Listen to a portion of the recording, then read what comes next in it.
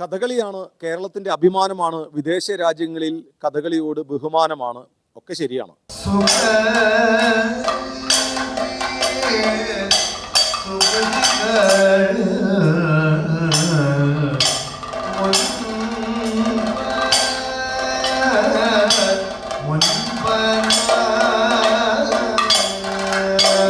കേരളത്തിൻ്റെ തനത് ദൃശ്യകലാരൂപമായ കഥകളി അരങ്ങേറിയ കലോത്സവവേദിയിലെ കാഴ്ചയാണിത്.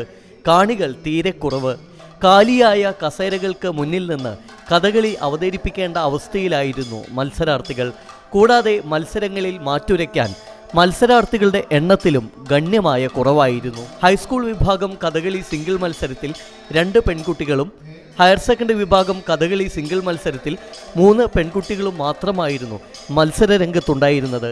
കഥകളി ഗ്രൂപ്പ് മത്സരത്തിൽ ഹൈസ്കൂൾ വിഭാഗത്തിൽ പങ്കെടുത്തത് 1 ടീം മാത്രം.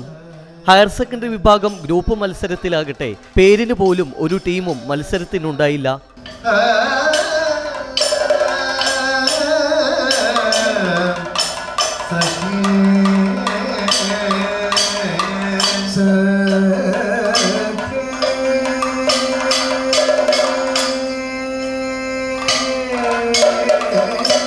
പെൺകുട്ടികൾ കഥകളി വേദി കൈയടക്കിയപ്പോൾ മാറ്റുരയ്ക്കാൻ ആൺ മത്സരാർത്ഥികളും ഉണ്ടായിരുന്നില്ല.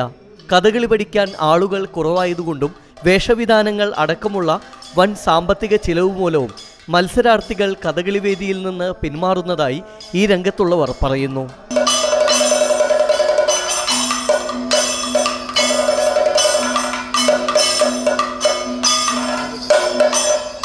കണ്ടില്ലേ, ഏറെയും കാലിയായ കസേരകൾക്ക് മുന്നിൽ നിന്ന് കഥകളി അവതരിപ്പിക്കേണ്ട ഗതികേടിലായിരുന്നു കഥകളി മത്സരാർത്ഥികൾ. അതുകൊണ്ട് തന്നെ കഥകളി വേദിയിൽ അവഗണനയുടെ കേളികൊട്ട് എന്നു തന്നെ പറയേണ്ടി വരും. കൂടാതെ മത്സരിക്കാനോ മത്സരാർത്ഥികളുടെ എണ്ണത്തിലും ഗണ്യമായ കുറവായിരുന്നു. ക്യാമറമാൻ സമദിനോടൊപ്പം ശ്രീകേഷ് വെള്ളാനിക്കര, TCV ന്യൂസ്.